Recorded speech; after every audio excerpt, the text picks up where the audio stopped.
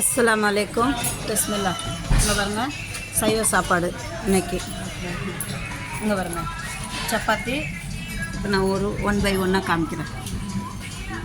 இங்கே பாருங்க, பாயாசம் இருக்குது, புளிக்குழம்பு, கேபேஜ் தொட்டுங்க, கடலைக்கறி, கொஞ்சம் ரசம் இருக்குது, கொஞ்சம் சாம்பார் இருக்குது, கொஞ்சம் டால் இருக்குது, கொஞ்சம் தயிர் இருக்குது. இது வந்து புளிச்சேரின்னுவாங்க. பாருங்கள், சூப்பராக இருக்கா? எப்படி இருக்குன்னு எங்கே பாருங்கள். பூரி,